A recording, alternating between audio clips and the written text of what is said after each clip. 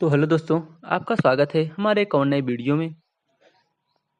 Channel पे नए हो तो चैनल को सब्सक्राइब जरूर से कर देना। तो पिछले एपिसोड में हमने देखा था कि जियान एंशिएंट एम्पर से मिलने जा रहा था, ठीक है। तो हमने एपिसोड वहीं पर एंड कर दिया था।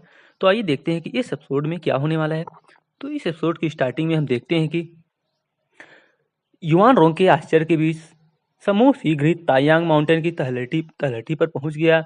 जियान ने ऊपर देखा और तायांग माउंटेन को घिरे हुए एक प्रकाशमान बैरियर देखा जो एक अदृश्य प्रोटेक्टिव ऑरा की तरह पूरे पर्वत को ढके हुए था। यह एंशिएंट एम्परर का कार्य था, जिसके कारण कई शक्तिशाली व्यक्ति जो यहाँ आकर सम्मान प्रकट करना चाहते थे, निराशा में आहें भरते हुए अंततः निराशा में लौट जाते थे। तुम यहाँ क्या कर रहे हो? यह एंशिएंट एम्परर का स्थान है। डिंग यू को उन्हें सीधे तायांग माउंटेन की ओर ले जाते देख युआन रोग ने घबराकर डिंग जियू का हाथ पकड़ लिया। तुम तो बड़े कायर हो। डिंग जियू ने युआन रोंग की घबराहट को नजरअंदाज करते हुए अपनी आंखें घुमाई और तायांग माउंटेन की ओर चल पड़ा। जियोयान जैसे ही जियोयान उस बैरियर को पार करने ही वाला था कि तभी अचानक उसके कानों में पहाड़ जैसी स्थिर आवाज गूंजी। जियोयान चौंक गया और उसने विशाल तायांग माउंटेन की ओर देखा। क्या यह एंशिएंट एम्परर की आवाज थी? मैंने तुम्हें यहाँ बुलाया है और मुझे तुम्हें सीधे ऊपर आने देना चाहिए था, लेकिन यहाँ एक व्यक्ति है जिसने कहा कि वह तुम्हारी ताकत देखना चाहता है। यह देखना चाहता है कि क्या तुम तायांग माउंटेन के बैरियर को पार करके पहाड़ पर चढ़ सकते हो। आखिरकार इस व्यक्ति ने भी बैरियर को पार करके यहाँ तक पहुंचा है। यह व्यक्ति भी बैरियर को पार करके यहाँ पहुंचा है। एंशिएंट एम्परर की आवाज अब भी गूंज रही थी। उनका लहजा उदासीन था, किसी भी भावना से रहित। वो व्यक्ति कौन है? जियोयान ने खुद को संभाला और सवाल पूछा। यहाँ आते समय उसने डिंग जियू से भी यही सवाल पूछा था, लेकिन डिंग जियू ने गंभीर भाव से सिर हिलाते हुए कहा था कि यह एंशिएंट एम्परर का विशेष अनुरोध है और वह इसे किसी भी कीमत पर प्रकट नहीं कर सकता। डिंग जियू के इतने गंभीर चेहरे को देखकर जियोयान ने उससे कोई भी जानकारी निकलवाने की कोशिश छोड़ दी। हमारे समय का एक प्रतिभाशाली व्यक्ति तुम्हारे समय का एक प्रतिभाशाली व्यक्ति, एंशिएंट एम्परर ने धीमी आवाज में कुछ कहा, फिर चुप हो गया। जियोयान ने गहरी भौहें चढ़ा ली। क्या एंशिएंट एम्परर जियो तियाने को प्रतिभाशाली कह रहे थे? यह आदमी सचमुच सेंट्रल रीजन में आ गया था। क्लिक जैसे ही उसने एक कदम आगे बढ़ाया, चारों ओर से एक भयानक पहाड़ जैसी प्रेशर और उमड़ पड़ी और जियोयान पर दबाव डालने लगी। इससे उसका शरीर कांप उठा और उसका पूरा निचला शरीर जमीन में धंस गया। ऐसा लग रहा था मानो यह अंतहीन दबाव से चूर चूर कर रहा हो और उसकी छाती की हर हड्डी अकल्पनीय दबाव सहते हुए कांप रही थी। यह बैरियर एंशिएंट एम्परर द्वारा स्वयं स्थापित किया गया था। वर्षों से इसने अनगिनत शक्तिशाली हस्तियों को पीछे हटने पर मजबूर कर दिया था। शायद केवल सुप्रीम सेंट रीलम के विशेषज्ञ ही अपनी शक्ति से इसका सामना कर सकते थे। हालांकि सुप्रीम सेंट भी एंशिएंट एम्परर से और भी अधिक सावधान थे। यहाँ तक कि गोंग सुनियू जैसे शक्तिशाली व्यक्ति ने भी कभी तायांग माउंटेन पर कदम नहीं रखा था। बूम पावर टेक्निक के प्रयोग से भयानक दबाव का जियोयान पर नगण्य प्रभाव पड़ा। उसके शरीर के भीतर इन एनर्जी और यान एनर्जी का सोर्स उग्र रूप से प्रवाहित हुआ और उसके पीछे इन यांग डायग्राम धीरे धीरे उभरने लगा। उसी समय एक विशाल ऑरा उठी जो एंशिएंट एम्परर की सुप्रीम ऑरा से प्रतिस्पर्धा कर रही थी। तायांग माउंटेन की चोटी पर डिंग जियू और युआन रोंग पहुंच चुके थे।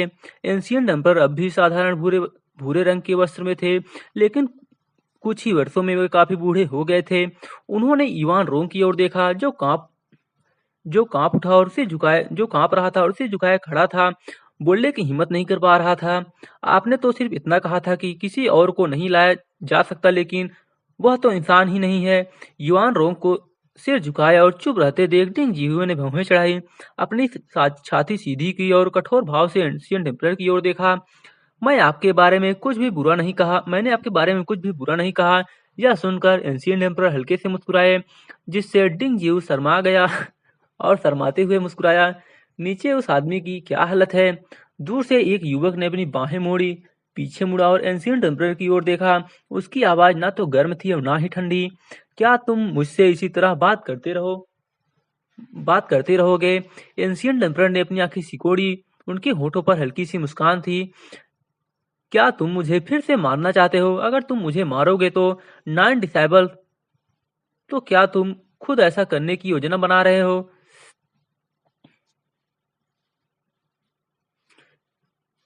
वह युवक बिल्कुल भी भयभीत नहीं था। उसने ठंडी हंसी और एंशियंट एम्परर पर कोई ध्यान नहीं दिया। तो ऐसा लगता है कि आप सहमत हो गए हैं। यह सुनकर एंशियंट एम्परर ने हल्के से मुस्कुरा दिया। उन्हें इस युवक के अहंकारी रवैये की परवाह नहीं थी। बेशक मेरे अपने विचार हैं। युवक के चेहरे पर गंभीरता आ गई। उसने धीमी आवाज में बात की और फिर चुप हो गया। तायांग माउंटेन बैरियर लगभग वाइड सेंट रियम के स्तर की है, या शायद उससे भी अधिक शक्तिशाली है। फिलहाल इसका उस पर कोई खास असर नहीं दिख रहा है। एंशियंट एम्परर मुस्कुराया। जाहिर तौर पर वह युवक के उत्तर से काफी संतुष्ट था। इस दुनिया में आप में से केवल कुछ ही लोग ऐसे हैं जो सेंट बनने से पहले मेरी बैरियर को भेद सकते हैं। युवक की ओर देखने के लिए अपना सिर घुमाते हुए एंशियंट एम्परर मानो स्वयं से कुछ बुदबुदा रहे हों, जबकि पूर्ववक्ता व्यक्ति मौन रहा। मतलब जो व्यक्ति वहां पर सामने खड़ा था वो कुछ नहीं बोल रहा था, बस सुन रहा था। ठीक है। डिंग जियू ने संदेह भरी निगाहों से उस युवक को देखा। आखिर यह आदमी कौन था? अंकल ची अंकल खुई उसे इतनी गंभीरता से क्यों ले रहे थे? उनकी याद में थ्री ग्रेट डायनेस्टीज के एम्परर्स के बारे में बात करते समय भी उनका रवैया उपेक्षापूर्ण था। लेकिन अब इस सीधे साधे युवक के लिए उनके मन में बहुत सम्मान था। वह यहाँ है। लगभग आधी अगरबत्ती के समय के बाद एंशियंट एम्परर अचानक बोले। उनकी आवाज में गहरी हैरानी थी। दूर खड़े युवक ने अपनी भौहें उठाई और बेपरवाही से पीछे मुड़ गए। एंशियंट एम्परर के बैरियर को भेदने में उन्हें कम से कम आधी अगरबत्ती का समय लगा था, और यह युवक वास्तव में लगभग उनके बराबर ही कुशल था। एक गहरी सांस लेते हुए जियोयान आखिरकार आखिरी पत्थर की सीढ़ी पर कदम रखकर तायांग माउंटेन की चोटी पर पहुंच गया। एंशियंट एम्परर काफी देर से उसका इंतजार कर रहे थे। दूसरी ओर कुछ न कर कुछ न करने वाला डिंगी और उसके पीछे पीछे चल रहा युवान रोंग भी इंतजार कर रहा था। एंशियंट एम्परर के सामने पहले निडर दिखने वाला गोल मटोल लड़का अब काफी सहमित हो गया था। जब जियान ने दूर से उस उदासीन दिखने वाले युवक को देखा तो वह चौंक गया, और फिर उसके दिमाग में एक विचार आया। यह आदमी ऐसा लग रहा था जैसे उसने इसे पहले कहीं देखा हो। जैसा कि उम्मीद थी, वह यह जियो त्याने नहीं था, बल्कि कोई अनजान व्यक्ति था। हालांकि उस अनजान व्यक्ति को देखकर उसे एक अजीब सी अनुभूति हुई। उसका सुगठित और दृढ़ चेहरा एरोगेंट और ऑरा से भरा हुआ था। फिर भी उसे देखकर गुस्सा या घृणा महसूस करना मुश्किल था। ऐसा लग रहा था मानो उसने उस व्यक्ति के घमंड को दिल से स्वीकार कर लिया हो। जियान के चेहरे पर थोड़ा सा भाव परिवर्तन आया। क्या यह वही युवक नहीं जिससे वह तायांग माउंटेन से नीचे आते समय पहली बार मिला था? उस समय उसने सीधे तायांग माउंटेन को चुनौती दी थी और एंशियंट एम्परर द्वारा फटकार खाई थी। दूसरी ओर इस युवक ने भी अपनी भौहें उठाई। उसकी आंखों में एक ठंडी चमक थी। ऐसा लग रहा था मानो अभी जियान से परिचित हो।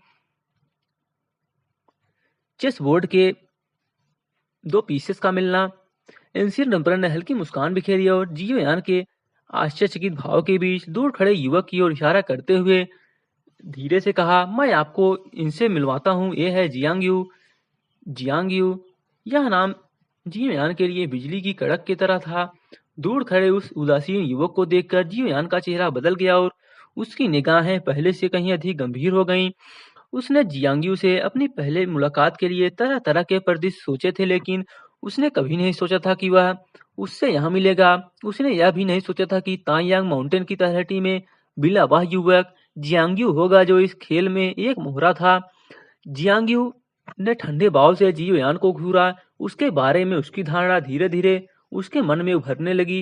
एंशियंट एम्परर ने उसे जियोयान के बारे में कुछ बातें बताई थी। क्या यह आदमी भी यांगचे का एक मोहरा था जिसका इस्तेमाल वह उससे निपटने के लिए कर रहा था? तुम कुछ क्यों नहीं कह रहे? एंशियंट एम्परर ने जियांगी और जियोयान को बड़ी दिलचस्पी से देखा, फिर मुस्कुराते हुए कहा, अगर जियो तिहाने यहाँ होता तो दृश्य और भी दिलचस्प होता। एंशियंट एम्परर के कयोटिक भरे शब्दों को सुनकर जियोयान ने अपना सिर हिलाए बिना नहीं रह सका। वह कल्पना भी नहीं कर सकता था कि अगर जियो तिहाने की मुलाकात जियांगियो से हो जाए तो क्या होगा। किंग जियांग, में लंबे समय से आपके नाम का प्रशंसक रहा हूँ।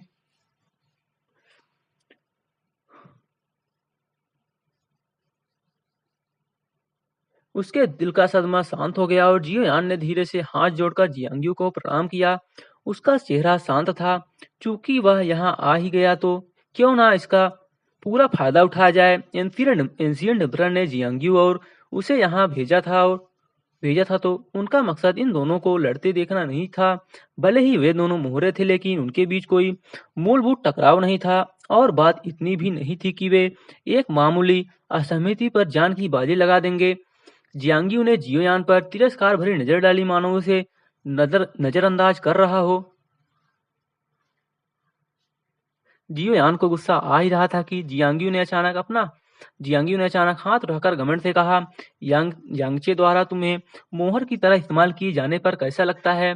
जियोयान थोड़ा चौंक गया। उसे इस बात की उम्मीद नहीं थी कि इस आदमी के पहले शब्द ऐसे होंगे। उसने जियांग्यू की ओर देखा, जिसका चेहरा पहले से ही काफी घमंडी था, लेकिन उसकी आंखों में उमड़ती ठंडी चमक बिल्कुल भी छिपी नहीं थी। कुछ क्षणों की चुप्पी के बाद जियान ने एक गहरी सांस ली और जियांग्यू की ठंडी निगाहों के नीचे धीरे से बोला, मुझे यह भावना पसंद नहीं है, इसलिए इस नापसंदगी को दूर करने के लिए मैं उस व्यक्ति से छुटकारा पा लूंगा जो मुझे ऐसा महसूस कराता है। यह सुनकर जियांग्यू ने जियान की ओर आधी मुस्कान के साथ देखा और फिर व्यंग्य करते हुए कहा, बिल्कुल सही, मैं हेमन रीला में प्रवेश करूंगा और उन्हें अपने हाथों से मार डालूंगा। उसके शब्दों में छिपी जानलेवा मंशा ने युवान रोंग को कपका दिया। उस व्यक्ति से निकलने वाले किलिंग इंटेंट इतने भयावह थे कि लोगों में डर बैठ जाता था, मानो वे किसी अजय अद्भुति का सामना कर रहे हों। जियोयान ने अपने होठ सिकोड़ लिए और चुप रहा। उसे इस बात पर जरा भी हैरानी नहीं हुई कि जियांग्यू के मन में ऐसे विचार थे। एक अद्वितीय फिजीक, एक दुर्लभ और बेजोड़ प्रतिभा जो एक युग पर राज करने के लिए नियत था। भला हेवन रीलम गार्जियन के हाथों की कठपुतली कैसे बन सकता था? सीनियर गु हुआंग जब वह पहली बार तांयांग माउंटेन पर आया था तभी आपको उसकी पहचान जान लेनी चाहिए थी। फिर भी आपने उसे भगा दिया। अब आपने हम दोनों को यहाँ क्यों बुलाया? जियान ने एंशियंट एम्परर को देखा और उसकी आंखों में संदेह की एक झलक दिखाई दी। ऐसा लग रहा था कि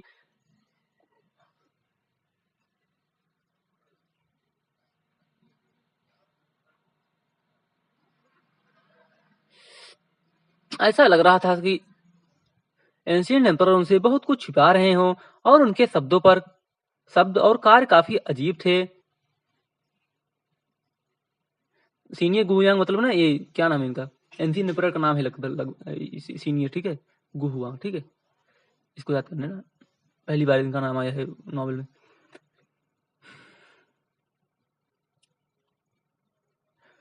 जियान ने एंशियंट एम्परर की ओर देखा। उसकी आंखों में संदेह की एक झलक दिखाई दी। ऐसा लग रहा था कि एंशियंट एम्परर उनसे बहुत कुछ छिपा रहे हो और उनके शब्द और कार्य काफी अजीब थे। जियांग्यू ने अपनी भौहें उठाकर एंशियंट एम्परर की ओर देखा। उसने सेंट्रल रीजन के अधिकांश प्रतिभाशाली योद्धाओं के विरुद्ध बिना किसी हार के युद्ध किया था।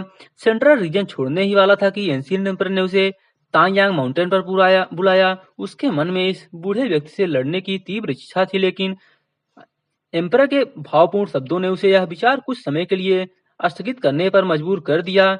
जियान को बुलाने का कारण भी यही था। जब वह पहली बार बैटलफील्ड से सेंट्रल रीजन में आया था तब उसे हेवन एंड अर्थ की विशालता का ज्ञान नहीं था। अगर मैंने कोई कदम उठाया होता तो इससे उसकी बैटल अस्थिर हो जाती। अब जबकि उसने सेंट्रल रीजन के प्रतिभाशाली लोगों को चुनौती दी है और ग्रेट दाव को अधिक स्थिर बनाया है, मैं उसे यहाँ आने की अनुमति देता हूँ। एंशियंट एम्परर ने कुछ भी नहीं छिपाया और शांत भाव से बात की। जियोयान ने ठंडी सांस ली, दांत भीजे और चुप रहा, लेकिन उसकी आंखों में लड़ने का जज्बा साफ झलक रहा था, जिसे उसने छिपाने की कोई कोशिश नहीं की। देर से फिर वह उस मुकाम पर पहुंच ही जाएगा जहां वह एंशियंट एम्परर को हरा देगा।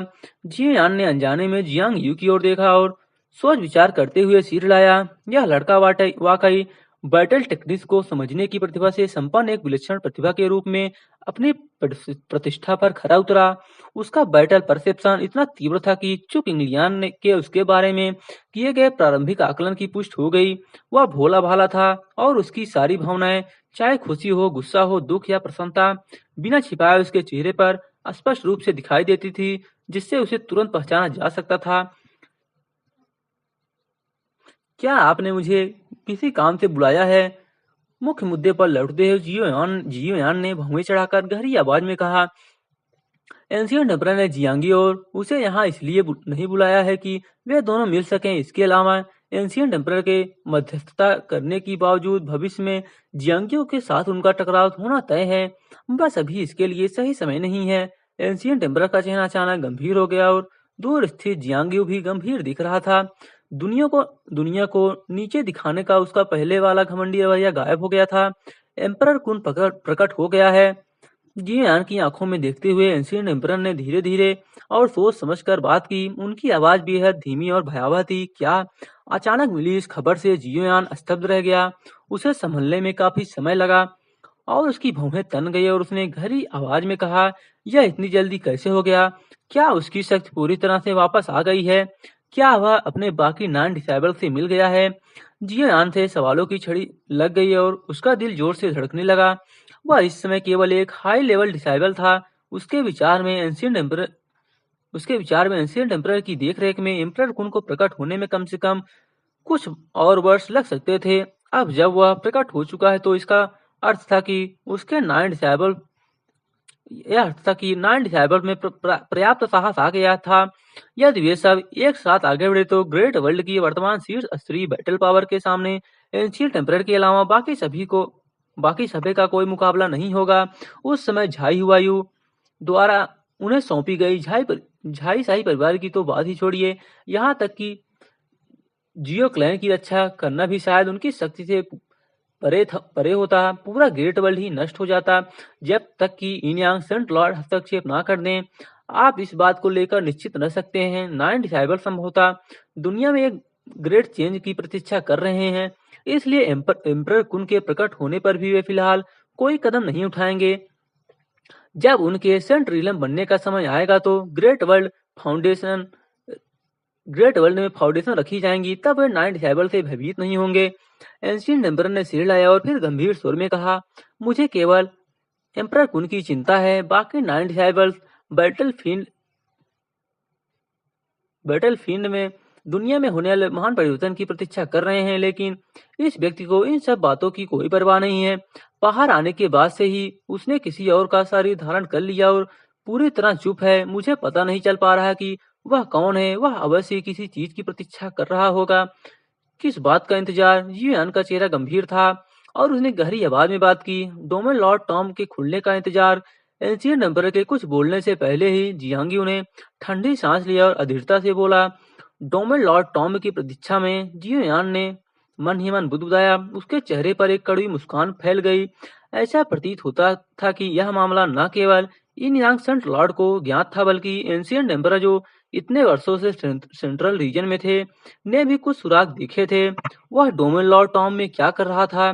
जियान ने अपना सिर हिलाया और अचेतन रूप से बोला, वे अपने इन घृणित तरीकों से क्या कर सकते हैं? डोमेन लॉर्ड टॉम में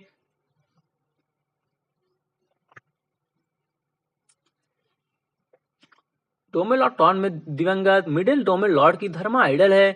यदि एम्परर कुन इसे पुनर्जीवित करके अपना बना ले तो आप कल्पना कर सकते हैं कि उनकी शक्ति कितनी बढ़ जाएगी। जियांगियों ने उपहास करते हुए कहा। उनके शब्दों से 9 डिसेबल्स के प्रति उनकी घोर घृणा प्रकट हुई। उन्हें यह अत्यंत घृणित लगा कि 9 डिसेबल्स किसी की कब्र को अपवित्र करके और मृत्यु के बाद भी उनकी शांति भंग करें। जियान का दिमाग चकरा गया। अगर जियांगियो का विश्लेषण सही था तो वह और एम्परर कुन वास्तव में एक ही व्यक्ति को निशाना बना रहे थे। यह सोचते ही जियोयान घबरा गया।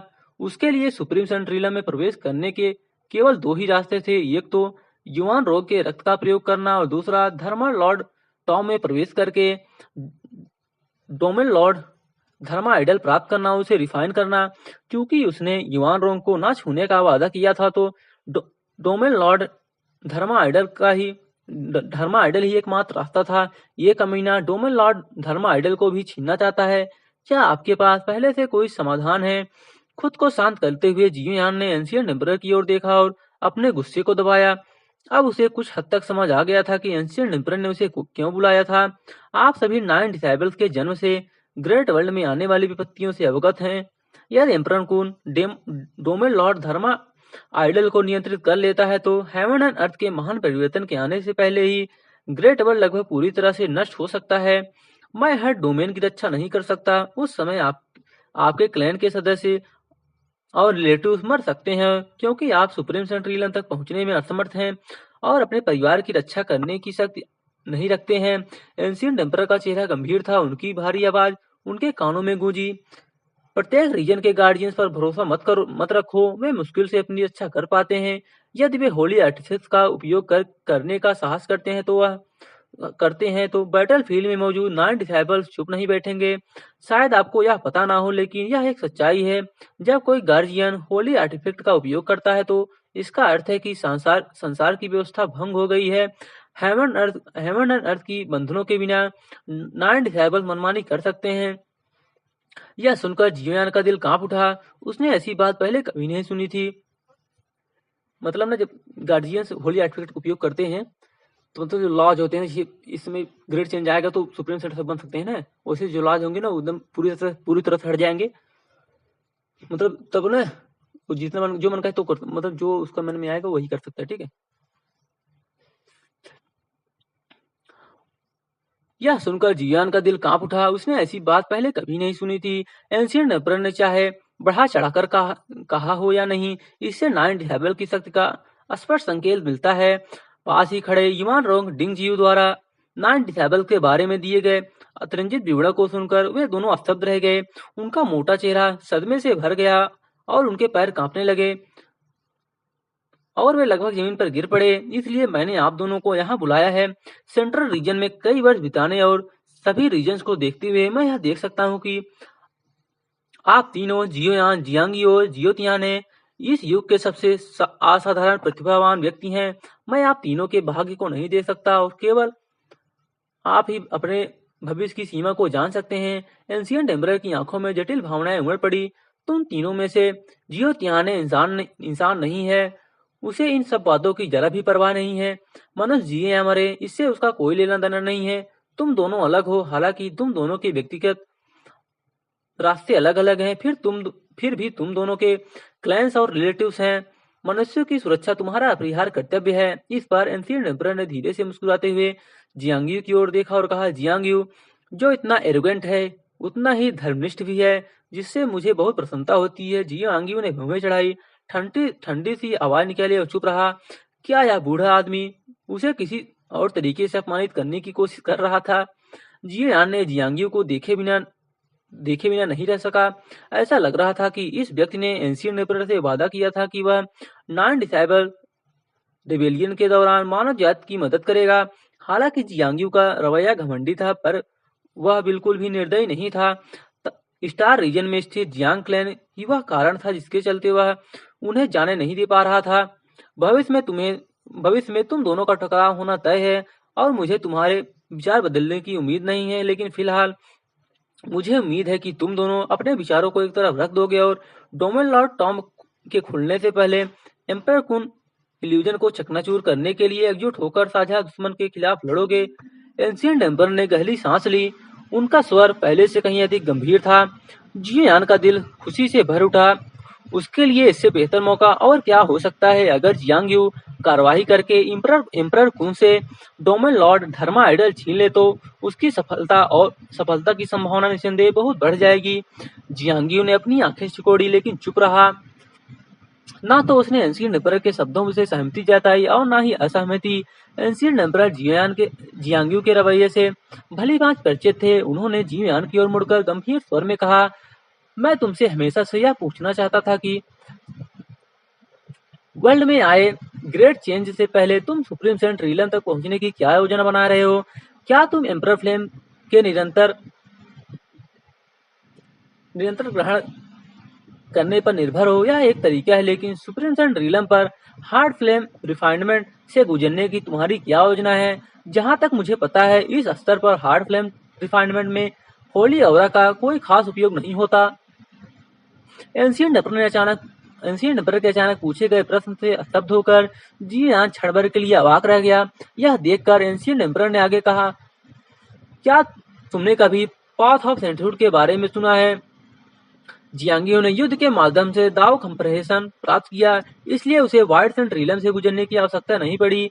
उसे केवल ग्रेट दाव को समझना था और वह सीधे सुप्रीम सेंट रीलम में प्रवेश कर जाएगा। यदि तुम एम्पर फ्लेम का प्रयोग करके सेंट रीलम में प्रवेश करना चाहो तो व्हाइट सेंट रीलम 10 स्टेजेस के लिए तुम्हें कितनी एम्पर फ्लेम्स की आवश्यकता होगी? एंशिएंट एम्पर के प्रश्नों ने जियो यान को अवाक कर दिया और वह व्यंग्यात्मक मुस्कान के साथ बोला,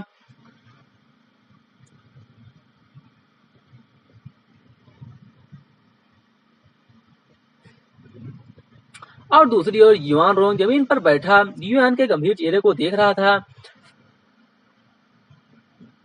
उसका गोल-मटोल चेहरा सिकुड़ गया और भाव गंभीर हो गए, मानो वह किसी बात पर विचार कर रहा हो।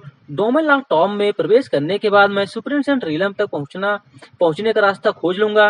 एंशिएंट एम्परर की निगाहों के सामने जियो यान ने अंततः दांत पीसकर बोलना शुरू किया। उसे नहीं पता था कि डिंग चेंग युआन सेन लुओ कार्मिक फ्लेम को अलग कर पाएगा या नहीं, अन्यथा इस विचार को अनिश्चित काल के लिए स्थगित करना पड़ेगा। दुनिया में ग्रेट चेंज आने से पहले आपको सेंट रीलन तक पहुंचना होगा, अन्यथा 9 डिसाइबल्स के खिलाफ जीतने का आपके पास कोई मौका नहीं होगा। एंशिएंट एम्परर ने भौहें चढ़ाई और धीमी आवाज में बोला, यह सरल है। जियांगियो ने व्यंग भरी मुस्कान के साथ सीधे खड़े होकर जी यान की ओर देखा और फिर एंशिएंट एम्परर की ओर देखते हुए कहा, मैं होली हेवन रीलम जा रहा हूँ। अफसोस की बात है कि अंततः मुझे एक प्रतिद्वंद्वी मिल गया, लेकिन मैं उससे लड़ नहीं सकता। इतना कहकर वह जाने के लिए मुड़ गया। जियांगियो, क्या तुमने सेंट्रल रीजन के सभी प्रतिभाशाली लोगों को एक एक करके हराया है? जी यान ने गहरी आवाज में बात की। उसने चू दायू और थर्ड प्रिंस के बारे में सोचा, जिनका उल्लेख यूजी के रिकॉर्ड्स में नहीं था। लगभग ऐसा ही है, सेंट्रल रीजन में ज्यादा शक्तिशाली लोग नहीं है। जियोयान की ओर पीट करके जियांगियो ने शांत भाव से कहा, अगर एंशिएंट एम्परर यहाँ न होते तो जियोयान, मैं तुम्हें अब तक हरा चुका होता। इस दुनिया में कोई भी मेरे बराबर नहीं हो सकता, तुम भी नहीं हो सकते, और जियोतियाने की होने की संभावना तो और भी कम है। जियांगियो के शब्दों में असीम किलिंग इंटेंट औरा थी और मानो हथियारों के टकराने की हल्की सी आवाज भी सुनाई दे रही थी। यही जियांगियो का ग्रेट डाओ वार पाथ था। जियान शांत रहा और अपनी औरा टेक्निक के एक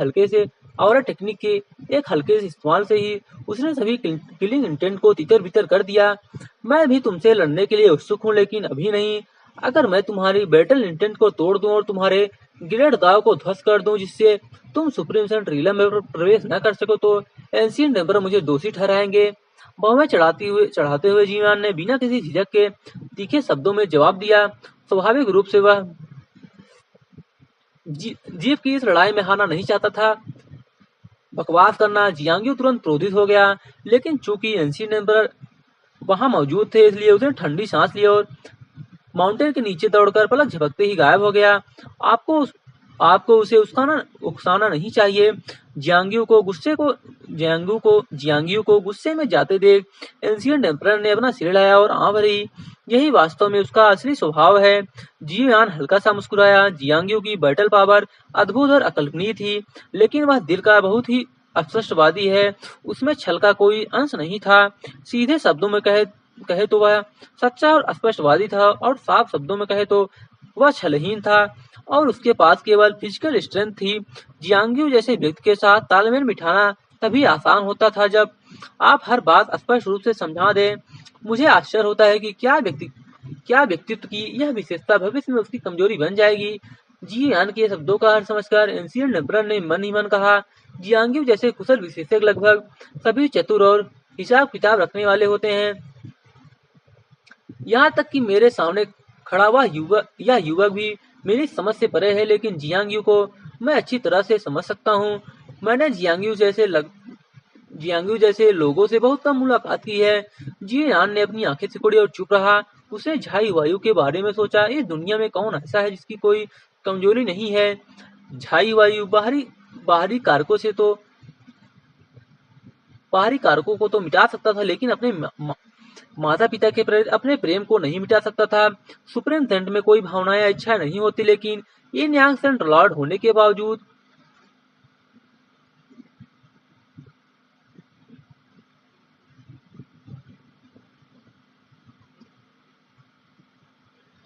जो दिखने में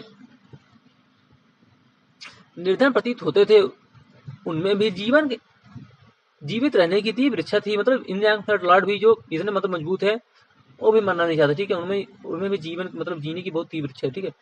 जो देखने में उसके सामने बैठे एंशिएंट एम्परर ने दूसरा जीवन जिया था और उन्हें लाइफ एंड डेथ को हल्के में लेना चाहिए था, लेकिन डिंग जियो के प्रति उनकी असाधारण चिंता ने उसे संदेह में डाल दिया था कि उनके कुछ गुप्त इरादे हैं। 9 दिसंबर लगभग सभी प्रकट हो चुके हैं, उनकी बड़ी बड़ी योजनाएं हैं। आपको जल्द से जल्द तैयारी शुरू कर देनी चाहिए। जियान को देखते हुए एंशिएंट एम्परर का चेहरा असामान्य रूप से गंभीर हो गया। ग्रेट वर्ल्ड का संपूर्ण भार तुम्हारे कंधों पर है। लाखों वर्ष पूर्व कई प्रतिभाशाली लोग उभरे, लेकिन उनमें से केवल कुछ ही 9 डिसाइबल्स को गंभीर रूप से घायल करने में सफल रहे। यह तुम्हारी जिम्मेदारी है। चूंकि तुम इसी युग में पैदा हुए हो, इसलिए तुम इससे बच नहीं सकते। याद रखो, तुम्हारे पीछे तुम्हारा क्लैन और अनगिनत लोगों का जीवन है। इससे आपकी जान भी जा सकती है। अंत में एंशिएंट एम्परर की आवाज बेहद धीमी हो गई। जियान ने शांति से सुना और उसने अनुमान लगाया कि वही शब्द यांग्यू से भी कहे गए थे। डिंग जियू का चेहरा गंभीर था। उसने पहली बार अपने अंकल क्यू को जियांग को इतना महत्व देते देखा था। अंकल क्यू के मुंह से निकले शब्द बेहद निराशाजनक लग रहे थे। आखिर यह तथाकथित 9 डिसाइबल्स आखिर था क्या, जिसने अंकल क्यू जिसे अंकल क्यू इतना महत्व दे रहे थे। युवान रंग पहले ही उठ खड़ा हुआ था। एंशिएंट एम्परर की बातें सुनकर वह घबरा गया। उसने चुपचाप डिंग जियू को अपने पास खींचा और फुसफुसाते हुए कहा, क्या ये 9 डिसाइबल सचमुच इतने भयानक हैं? क्या वे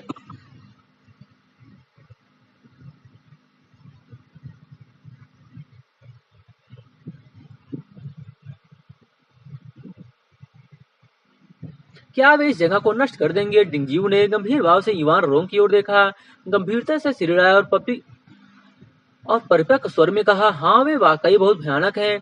वे बहुत से लोगों को मार डालेंगे और बहुत सी जगहों को तबाह कर देंगे। क्या क्या जीवयान की मृत्यु हो जाएगी? क्या वह हमारी रक्षा करते हुए मर जाएगा? युवान रोंग ने स्वाभाविक रूप से डिंग जियू की बातों पर बिना किसी संदेह के विश्वास किया। उसने गहरी सांस लिया और एंशिएंट एम्परर को यह कहते हुए सुनकर कि वह अपनी जान गंवा देगा, जल्दी से पूछा, शायद ऐसा ही हो। वे इतने शक्तिशाली हैं और जियोयान इतना कमजोर है। डिंग जियो एक पल के लिए स्तब्ध रह गया और फिर व्यर्थ की बातें करने लगा। यह युवान रोंग की आंखों में घबराहट की एक झलक दिखाई दी और उसके गोल मटोल चेहरे पर अब गहरा अफसोस झलक रहा था। डिंग जियो के पास युवान रोंग के दुख का उपहास करने का समय नहीं था। वह उत्सुकता से एंशिएंट एम्परर की ओर देख रहा था और अधिक जानना चाहता था। उस समय सीनियर जियो तियानकांग और झुओ तियानलिंग को भी इसी तरह की स्थिति का सामना करना पड़ा था। जियो यान ने अपना सिर झुकाया और एंशिएंट एम्परर की ओर धीरे से मुस्कुराते हुए कहा, 9 डिसाइबल्स का कयोस अपरिहार्य है, लेकिन निश्चिंत रहे, मैं यहाँ कभी नहीं मरूंगा। इन यांग सेंट लॉर्ड से मिलने के बाद जियो यान अब उस और भी भव्य दुनिया के बारे में सोचने लगा है। 9 डिसाइबल्स अब उस पर पहले जैसा दबाव नहीं डाल पा रहे थे। मुझे उम्मीद है कि 10 लाख साल पहले हुई त्रासदी दोबारा नहीं दोहराई जाएगी। जियोयान की आत्मविश्वास भरी मुस्कान को देखकर एंशिएंट एम्परर को राहत का एहसास हुआ और उन्होंने हल्के से सिर हिलाया। डोमेन लॉर्ड टॉम के खुलने का समय तेजी से नजदीक आ रहा है। उस समय पूरे सेंट्रल डोमेन को इसकी आहट महसूस होगी और ग्रेट वर्ल्ड के कई प्रतिभाशाली लोग, जिनमें कई सुप्रीम सेंट भी शामिल होंगे, वहां इकट्ठा हो सकते हैं। अगर मैं वहां गया तो बहुत ज्यादा अराजकता फैल जाएगी। उस समय एम्परर को रोकना आप और जियांग्यू पर निर्भर करेगा। एंशिएंट एम्परर ने गंभीर और भावुक होकर नसीहत दी, मानो वह अपने दिल की गहराई से बोल रहा हो। जियान ने चुपचाप सिर हिलाया।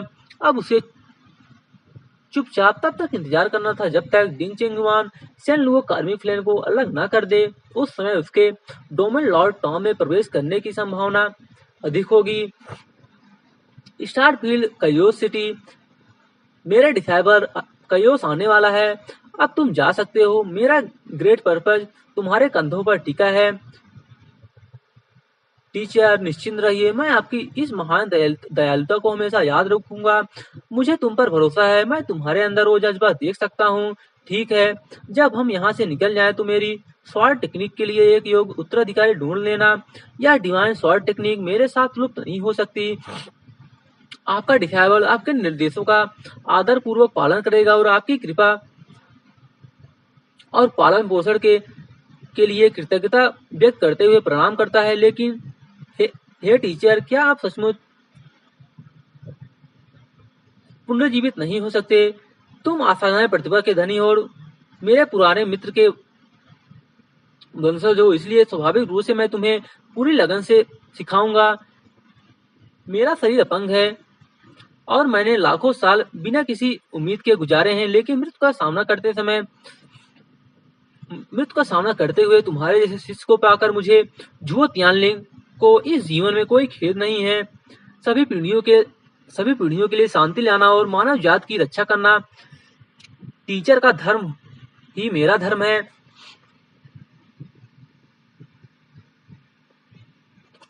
इस यात्रा में जियो जियाओ निश्चित रूप से टीचर के नाम को कलंकित नहीं करेगा। रक्त रंजित चट्टान पर काले वस्त्र पहने एक युवक ने भारी मन से प्रणाम किया। उसके पीछे एक प्राचीन लंबी स्वाड थी, जिसकी धार से एक मंद लेकिन अडिग स्वाड और लगातार प्रस्फुटित हो रही थी, मानो वह आने वाले युग के महायुद्ध का मौन साक्षी बनने के लिए तैयार हो। एंशियंट एम्परर से हुई बातचीत ने जियोयान के दिल में बसी आखिरी निराशा को भी मिटा दिया। इससे पहले 9 डिसाइबल्स का मामला उसके लिए हमेशा एक भारी बोझ बना हुआ था और इन यहाँ सेंट लॉर्ड से हुई बातचीत के बाद भी, जिसने उसके दृष्टिकोण को काफी हद तक बदल दिया था, उसे कठोर वास्तविकता का ही सामना करना पड़ा था। लेकिन अब जियांग यू, जो लगातार उसके कान भरता रहता था और खुद को इस युग का शासक बताता था, 9 डिसाइबल के मामले में कुछ समय के लिए उसके साथ खड़ा हो गया था। एंशिएंट एम्परर भी शायद यही सोचते थे। जियो यान और जियांग यू के बीच युद्ध अपरिहार्य था। आखिर यह उन दोनों के बीच ड्यूअल बैटल था, लेकिन 9 डिसाइबल्स का सामना करते हुए वे ह्यूमन रेस के भविष्य को अपने कंधों पर लिए हुए थे।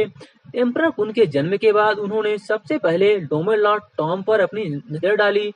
एम्परर कुन के प्लान को विफल करने के लिए वे दोनों अस्थायी रूप से एक साथ मिलकर काम करेंगे। ऐसे हेल्पर की मदद से जियान को अपने ऊपर महसूस हो रहे अदृश्य दबाव में काफी कमी आई। वह हमेशा जियांगयू का बहुत सम्मान करता था, क्योंकि इस व्यक्ति के पास कई अद्भुत क्षमताएं थी। ओवरलॉर्ड फिजिक, जो युगों में दुर्लभ बॉडी कॉन्स्टिट्यूशन है, ह्यूमन रेस के लिए इस विपत्ति में क्या भूमिकाएं निभाएगी। दिन जियू एंशिएंट एम्परर के साथ तायांग माउंटेन पर ठहरा हुआ था। जियो यान एंशिएंट एम्परर के इरादों से भली भांति परिचित था। डोमेन लॉर्ड का टॉम खुलने ही वाला था और उस छोटे लड़के के स्वभाव को देखते हुए वह निश्चित रूप से वहां जाएगा। उस समय प्रत्येक डोमेन के शीर्ष विशेषज्ञ डोमेन लॉर्ड टॉम पर पहुंचेंगे। कौन जाने डिंग जियू क्या मुसीबत खड़ी कर दे। एम्परर कुन का ध्यान आकर्षित करने से बचने के लिए एंशिएंट एम्परर के पास उस लड़के पर व्यक्तिगत रूप से नजर रखने के अलावा कोई विकल्प नहीं था। एरे एक्सप्रेस में वापस जाते समय युवान रोंग पूरे रास्ते चुप रहा। जियान को लगा कि यह लड़का अभी भी उससे नाराज है, इसलिए उसने व्यंग भरी मुस्कान के साथ सिर हिलाया। यह मोटा लड़का वाकई बहुत नाराज है वरिष्ठ। आपने बेईकांग माउंटेन में जिन एम्परल फ्लेम को छोड़ा है, इंकरर फ्लेम रैंकिंग में उसका स्थान क्या है? मेडिसियन एम्परर से मुलाकात के बाद जियान ने सीधे बात की। डोमेन लॉर्ड टॉम खुला रहने के दौरान उसे भी अपनी शक्ति बढ़ाने के तरीके खोजने की आवश्यकता थी। जियांगयू बंधनों से मुक्त होकर अपनी बैटल पावर को और मजबूत करने के लिए होल्डी हैमर रीजन में गया था, इसलिए वह अभी निष्क्रिय नहीं रह सकता था। ज्यादा नहीं, आपके मौजूदा स्तर पर भले ही आप इसके साथ जुड़ जाएं, फिर भी आपको शायद ज्यादा ताकत नहीं मिलेगी। जियान का अर्थ समझकर मेडिसिन एम्परर ने धीरे से अपना सिर हिलाया। इसके अलावा ताउसी ने नॉर्दर्न कांग माउंटेन में कई फॉरबिडन टेक्निक्स स्थापित की हैं। सेंट रिलम प्राप्त करने के बाद आपको वहां जाना चाहिए। यह सुनकर जियान थोड़ा भौहें सिकुड़ने से खुद को रोक नहीं पाया। नॉर्दर्न कांग माउंटेन में वाकई कई विचित्र विशेषताएं थी, लेकिन पिछली बार जब वह वहां गया था तब वह केवल एम्परर रीलम पर था, पर अब उसकी शक्ति में जबरदस्त वृद्धि हुई थी। क्या वह अब भी प्रवेश नहीं कर सकता था? यह सिर्फ मेरा सुझाव है, अंतिम निर्णय आपको लेना है। मेडिसिन एम्परर मुस्कुराए और धीरे से बोले,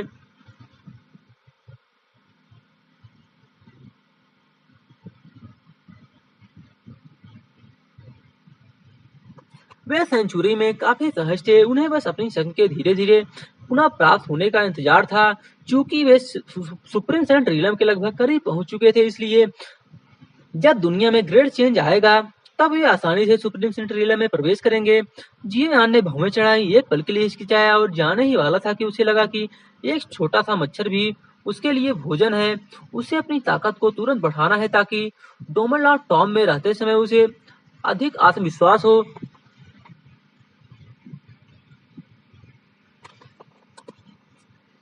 जियान, तुम्हें यहाँ से नहीं जाना चाहिए। जैसे ही वह एरे स्पेस से निकलने वाला था, अचानक कहीं से डिंग चेंगुआन की आवाज सुनाई दी।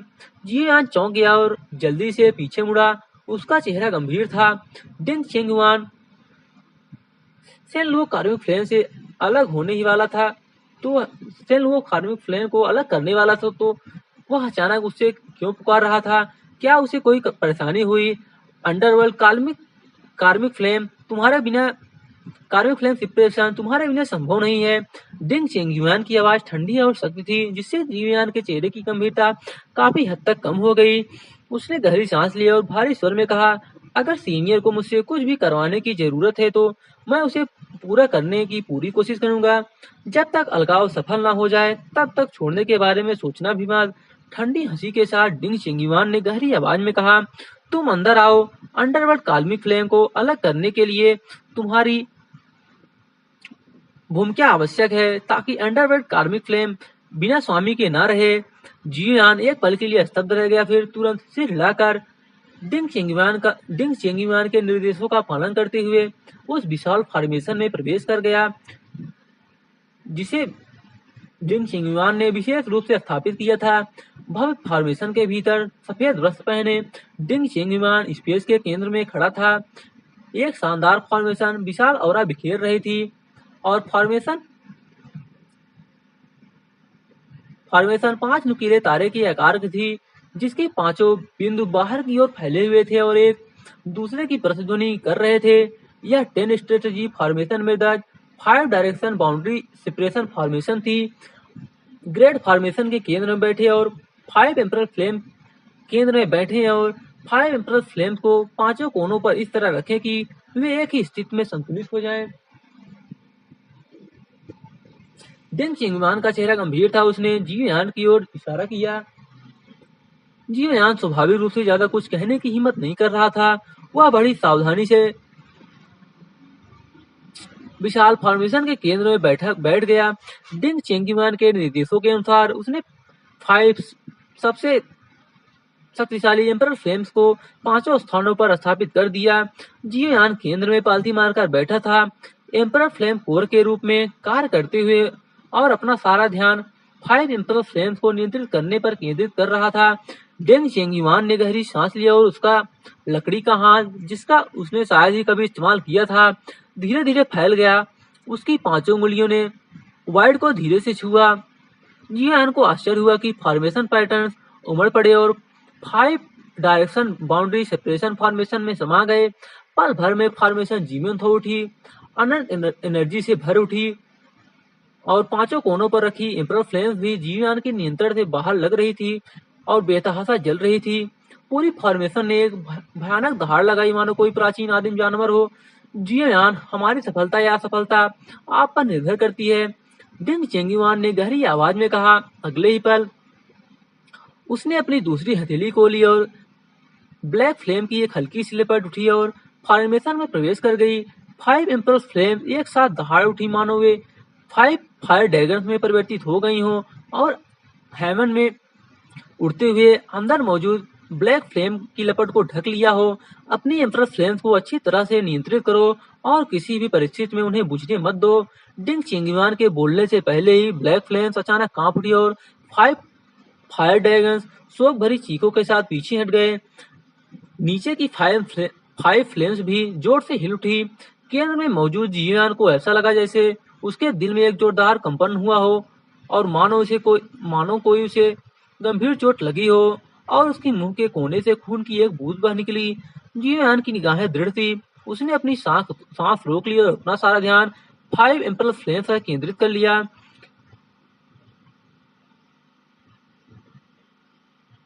और बिखरने वाली 5 एम्परल फ्लेम्स धीरे धीरे स्थिर हो गई और एक बार फिर ब्लैक फ्लेम में समा गई। भव्य फॉर्मेशन के बाहर डिंग चेंग युआन का चेहरा गंभीर था। उसने बड़ी मेहनत से अपनी लकड़ी की भुजा उठाई और उसकी पांचों लकड़ी की उंगलियां तेजी से चमक उठी और लगातार फॉर्मेशन पैटर्न की एक धारा अंदर प्रवेश कर गई, जिससे ब्लैक फ्लेम की शक्ति दब गई। जब जियान सेन वो कार्मिक फ्लेम को अलग करने के लिए आवश्यक सामग्री की खोज में दुनिया भर में लगा हुआ था, तब वह निष्क्रिय भी नहीं था। उसने सन 10 स्ट्रेटेजी फॉर्मेशन को लगभग पूरी तरह से याद कर लिया था। हालांकि 5 डायरेक्शन बाउंड्री सेपरेशन फॉर्मेशन को नियंत्रित करना कठिन था, और पर वह इस युग का सबसे उत्कृष्ट फॉर्मेशन मास्टर था। भला वह कैसे असफल हो सकता है। तो दोस्तों, आज के लिए बस इतना ही। वीडियो पसंद आया है तो वीडियो को लाइक, शेयर एंड सब्सक्राइब जरूर से कर देना। तो आज के लिए बस इतना ही। तो मिलते हैं अगले एपिसोड में। तब तक के लिए बाय बाय दोस्तों। Good night, good afternoon.